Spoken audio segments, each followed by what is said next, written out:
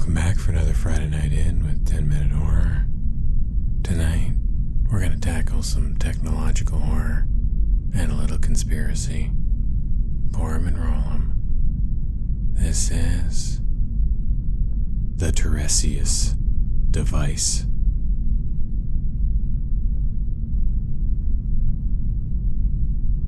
I worked in the underground archives of the Vatican and know the truth about what they're hiding.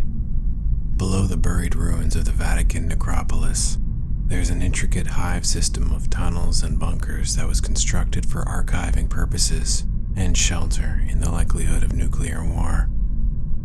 I was employed in the security unit underneath St. Peter's Basilica and had access to Vatican secrets. The secrets ranged from the skeletal remains of non-humanoid extraterrestrial life to the third secret of Fatima, to the church's very own Black Book, to ancient and advanced technologies. One of the secrets involved a machine said to be built in the 1950s. It was created by a team led by a man named Father Ernetti. He was an Italian physicist, a respected historian, and a Benedictine monk. With the help of 10 other scientists, Father Ernetti built the chronovisor with the ability to see into the past and potentially the future. Stories came out about how Ernetti and his team had used the machine and witnessed the last days of Christ, including the Last Supper and crucifixion. That they'd witnessed firsthand speeches by Napoleon in the early 1800s and Cicero to the Roman Senate in 63 BC. But images from the chronovisor were leaked, and the conspiracy was easily debunked. What people don't know is that the chronovisor was a fabrication planted by the Vatican and spread to the public to misdirect attention away from any potential real leaks in the future of what they'd actually built. And the Vatican's plan worked perfectly, as did the real invention. It was called the Tiresias device and could receive audio recordings of the future. It had a series of antennas and sensors that were able to pick up frequencies and wavelengths of every kind. What I understood was that it identified and decoded electromagnetic radiation left behind from past events. It was then programmed to use that information to assemble and predict future events. The data received is interpreted into sounds that were recorded at varying lengths. Similar to tuning a radio, you could twist a special knob that would focus the antennae into better clarity, or even to the device's version of other stations, which some scientists claimed were different dimensions. In security footage, I'd seen the device used by priests and scientists many times over. I'd learned how to turn it on, charge it up, and pinpoint the targeted location and time. In all my years working there, I managed to sneak into the Tiresias room and use the device 3 times, and each time I went 30 years further into the future, but at the same location, which was Warsaw, where I was born. All 3 recordings I heard were different, and they were the types of futures only conceivable in nightmares. The first recording was just over 3 minutes in length. It started slow, then came into clarity. It was early morning. I could hear cars, buses, horns, factories, people. It was downtown Warsaw during morning rush hour. Thunder began to roll in. Then, a single tornado siren erupted in the city, followed by more and more.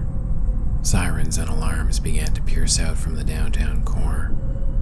There was confused yelling and shouting from crowds of people.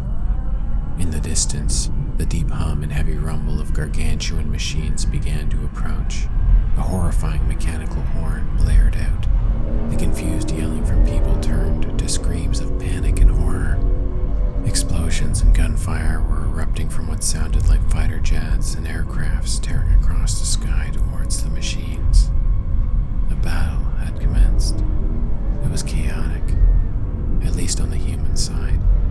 Our attacks were uncoordinated and sporadic, and they weren't stopping the machines. The sounds of the machines approaching continued,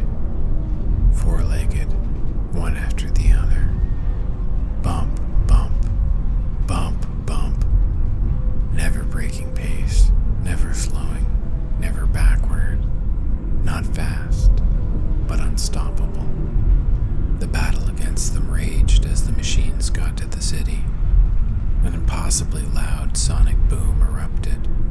I assumed it was an EMP because everything on the human side went quiet, except for the humans.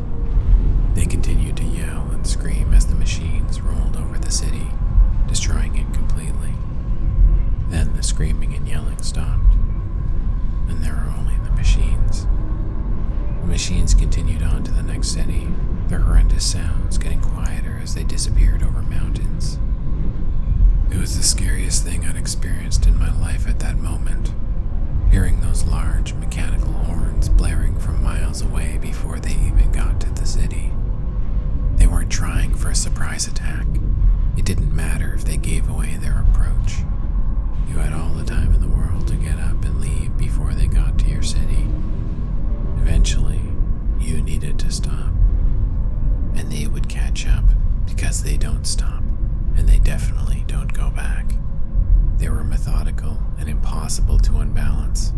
It was like trying to argue with a metronome. In the end, I couldn't tell if it was an alien race with large advanced technologies in the form of heavily engineered machines, or if it was a self-aware AI system that had decided to give the human race its last dinner check. Both possibilities filled me with terror. The next time I used the Tiresias device was 6 months later, and I targeted for 60 years ahead this time. I hoped to hear the sounds of civilization back, but I didn't, and it was even more frightening than the first. The recording lasted just over 4 minutes. There was a consistent, deep drone, almost like the hum of the earth.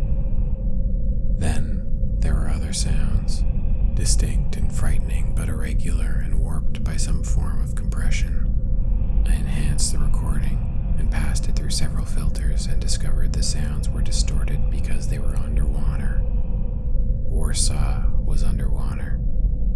A lot of water. The sounds were analyzed and notified me of some frightening information. They were compressed by water, and based on the pounds per square inch calculated, the audio was at the bottom of a newly formed trench, with over 10,000 feet of water above it in the now expanded Baltic Sea, which Warsaw was at the bottom of. The strange sounds amidst the water were projected out in waves of awful, guttural pulses from what was calculated to be massive, obscene creatures, some new forms of aquatic organisms. After the audio had been cleaned, what I heard was the nightmarish version of a humpback or Great Blue's beautiful melodic tones.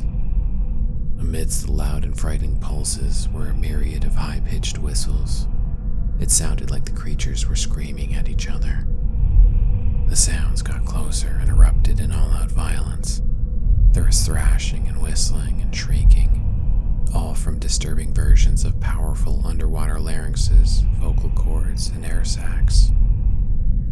Then it got quiet, and the stillness of the ocean depths resumed. The recording ended. It was a full year before I brought myself back to the Tiresias device for a third listen. I inputted the details for 90 years ahead, and hoped for a better future this time. What I got was something worse. This recording was over 5 minutes long and had a perfect connection to the time and place I targeted. But there was nothing to hear. No drone, no static, no atmosphere of any kind. None of the haunting crackling of the planet's magnetic field. There was nothing to clean up or run through filters. No pops or clicks to decipher, though I did all of that anyway, but received nothing back. The recording carried something more frightening than the bottom of the ocean. It carried the empty sound of space. The vast, dark areas between stars and planets filled with nothing. My filters couldn't detect the hum of stars or planets nearby. It appeared there was nothing at all. Everything was gone. It was a terrifying thought that there was a point in not only our future, but likely the entire universe, where it would all end. There would be nothing